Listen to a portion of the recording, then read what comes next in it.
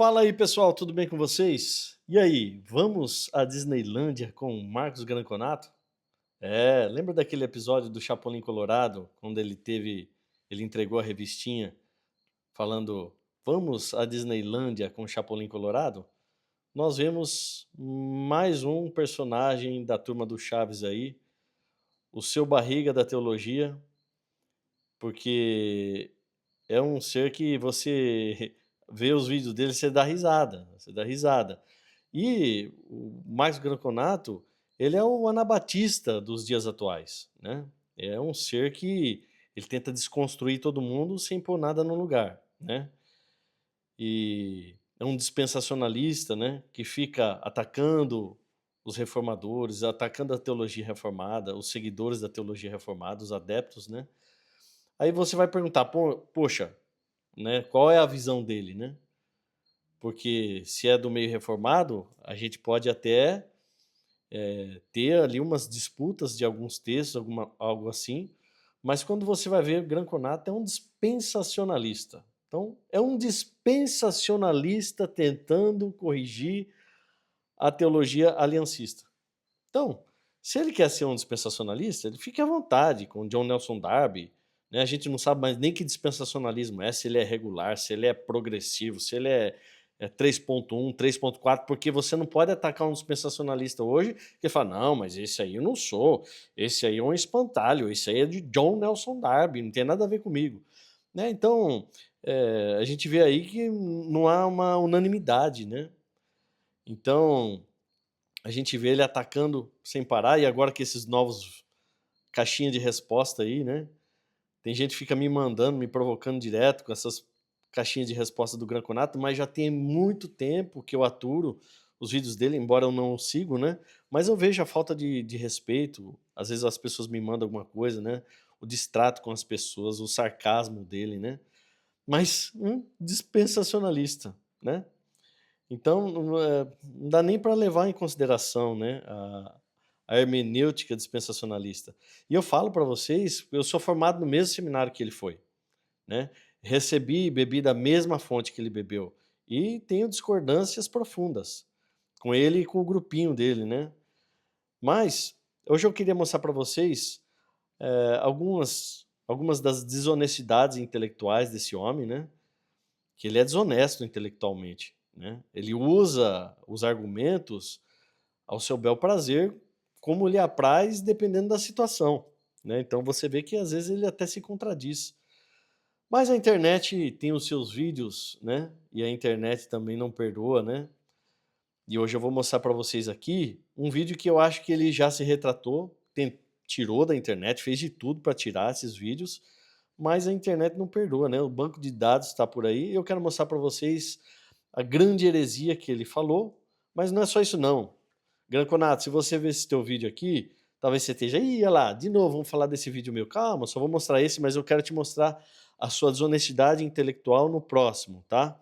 Então, primeiro vídeo, Eu vou passar a eternidade te conhecendo, porque eu não ele entendo falando a essas respeito coisas. da Não entendo essas trindade, olha coisas. só o que ele fala. Essas são as relações intratrinitárias dentro da Trindade. E nessas relações, o filho não conhece totalmente a mente do pai. Não, não. Ele disse: Eu falei a vocês as coisas que o pai me ensinou. A mente E presta atenção, ele está falando que na doutrina da trindade, o filho não conhece os desígnios do pai, olha só. E sobre a teologia da Disneylândia, presta atenção nas reações do rosto, aí você entende a Disneylândia. do pai está fora do objeto da onisciência divina das demais pessoas. Lembram em Atos 1:7? Quando os discípulos perguntaram: será esse o tempo em que restaurarás o reino a Israel? Ele respondeu: não vos compete conhecer os tempos e épocas que o Pai reservou para a sua exclusiva autoridade. Isso o Pai não revelou a ninguém.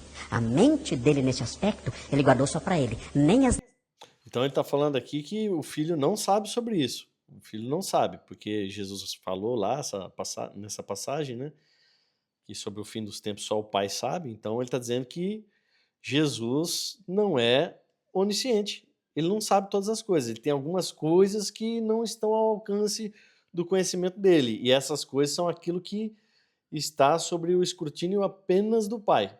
Então, isso aqui é uma grande heresia, né? Eu não vou nem continuar o vídeo aqui. Depois você pode encontrar na internet aí, ele sendo refutado por outras pessoas também. Mas esse é o primeiro grande vídeo e essa é realmente uma heresia. Os demais não é uma heresia, mas isso aqui foi uma heresia.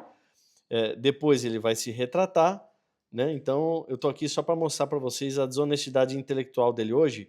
E agora o que eu quero mostrar aqui, a desonestidade dele ao se referir, ao falar sobre a apostasia, o termo apostasia na Bíblia. Então vocês vão ver que ele vai ser desonesto.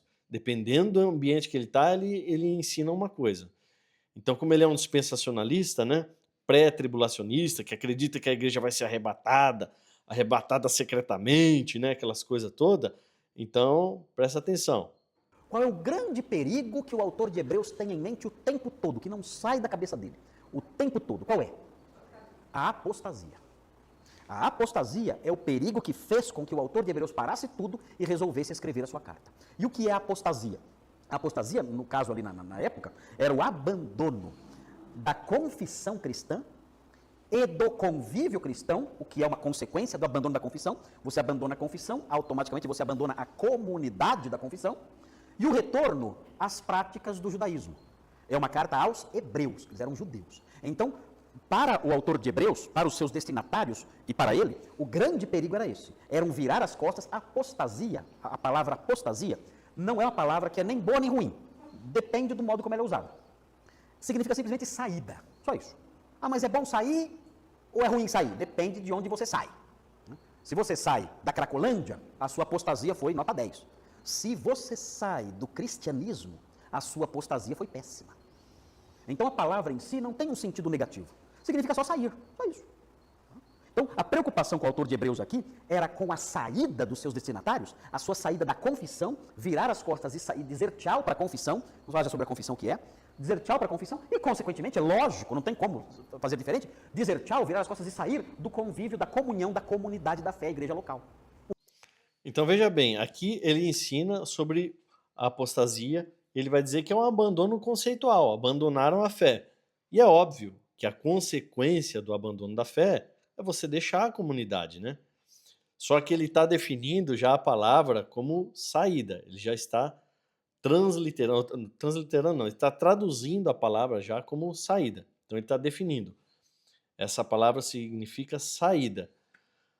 E agora, no próximo vídeo, ele vai dizer outra conclusão. Então ali era o abandono da fé, nesse texto ele está ensinando, é o abandono da fé, está correto.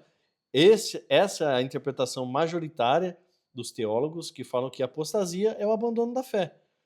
E o abandono da fé só pode ser algo ruim no ponto de vista de um cristão. No ponto de vista da igreja, só pode ser algo ruim. Mas ele está dizendo que a palavra apostasia não tem uma conotação ruim. Pode ser bom ou pode ser ruim. Por quê? Ele tem um interesse por trás disso daí, em defender essa palavra. Depois eu quero comentar mais sobre isso, mas olha agora a segunda forma que ele vai interpretar essa palavra agora em um outro ambiente. Porque agora o ambiente, ele sendo entrevistado por um outro pré-tribulacionista dispensacionalista. Ou seja, dois homens falando de escatologia ali, né? E agora eles têm os interesses deles em atacar os amilenistas, os pós-milenistas e por aí vai, né? Os pós-tribulacionistas, na verdade.